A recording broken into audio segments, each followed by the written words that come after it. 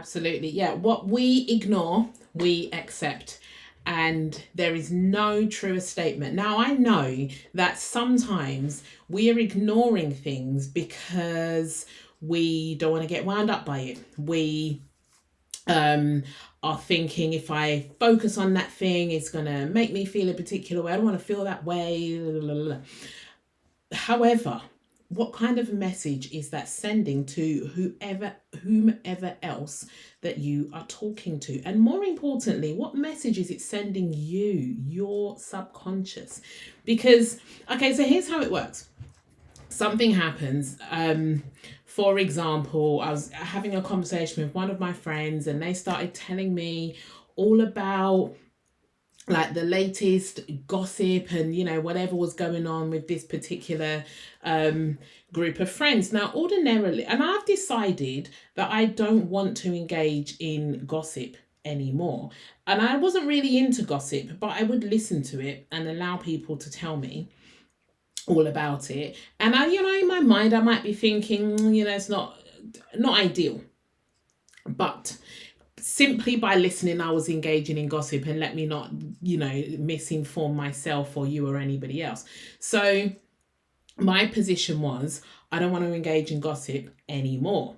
So when, as per usual, this particular person starts telling me all kinds of information, dishing the latest dirt, I was listening and I'm thinking, I'd said to myself, I don't want to listen to this anymore. And honestly, in that moment, I didn't say anything at all. I allowed it to happen. I followed my usual patterns, my usual habits, and I came away from that. And this is where the inspiration for this video comes in, because I came away from that and realized that by me not communicating my truth, my expectations, my boundaries, those things, I was allowing this other person to think it's okay to still interact with me in a particular way. Now, the interaction, there's nothing wrong with it. It's absolutely fine. Everybody gets to decide how they want to interact. But for me, I had told myself and I had set my intention that I was not going to engage in this kind of activity anymore. So by ignoring, I allowed that other person to think that I was happy to carry on in my old pattern. But I also told myself that the things I have set as my intentions are not, those things are changeable.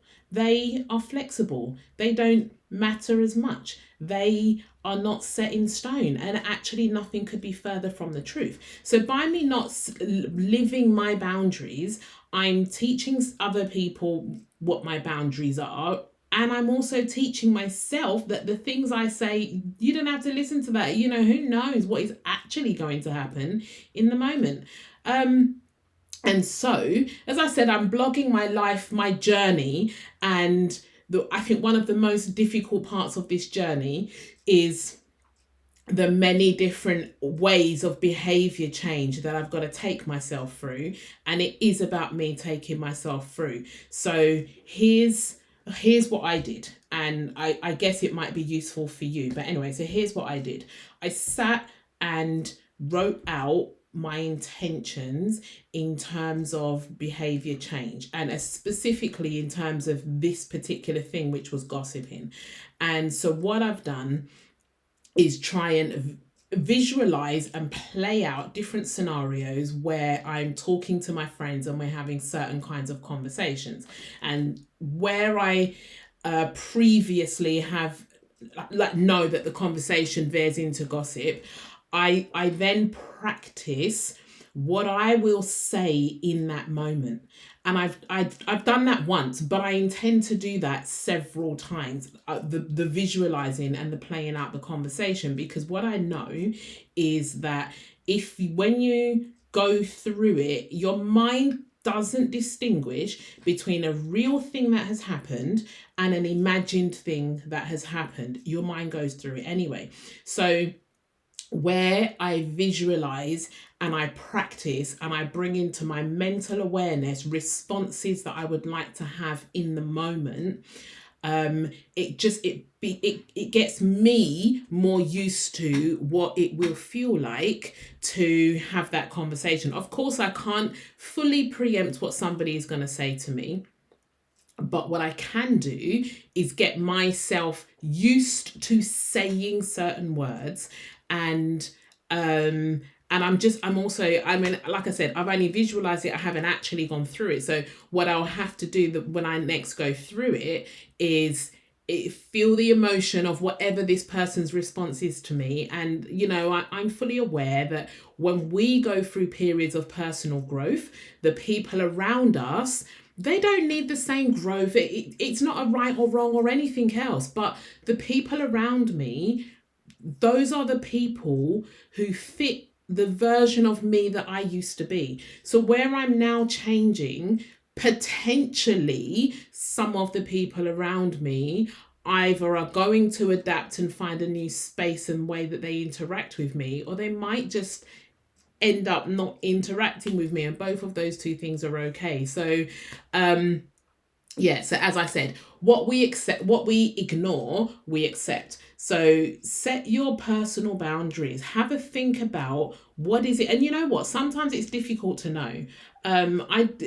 It was a bit of an audiobook I was listening to by Louise Hay, where she was talking about the impact of gossiping on her life, and it got me thinking, I'm going to give that a try. So you don't necessarily know the things that you want to change, but here's what I suggest that you do, and here's what I'm also trying to do, is have a think about, as I go through life, how do I feel about the interactions that I'm having, about the experiences that I'm having. So when I walk into the office at work, and sometimes people turn around and say good morning. Not everybody. Some people are focused on their work.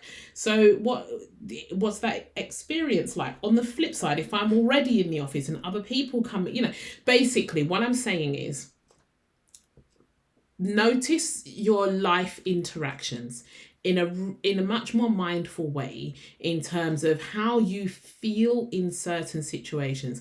And if there are any situations that don't really feel right for you, then just sit with that and have a think about, is this something I want? Is there a different way that I could behave or interact in this moment? What would be my personal boundaries? What would be my expectations? And ultimately, once you know them, the next step, probably harder step, is to enact that, to ask for your boundaries to be met. And it doesn't mean that you have to go and tell everybody what your boundaries are, but as each moment comes up, in that moment, that is your opportunity to communicate what is going on. So I will do another video. Then I've lived it through, the conversations around not gossiping, but I haven't actually actively done it. The next time that I have to, I will do another blog kind of thing, and I will let you know what it feels like. Honestly, there's a part of me that's dreading it, and I think that what I'm gonna have to do is sit and visualize it a few more times. I feel like the people around, like, they're amazing. They are not going to have any negative. It's me. It's the response that I'm going to have. It's the difficulties that we each have about navigating change. And I know the change is necessary. Therefore, I'm committed to the change. But it's not always comfortable. But there's that great saying, I forget who said it, but it definitely wasn't me. But there's a great saying that if we choose the easy route, we end up with a hard life. And if we choose the harder things, we end up with an easy life. And I think this position about communicating my boundaries feels hard in the moment, but ultimately will make my life that much easier and more enjoyable.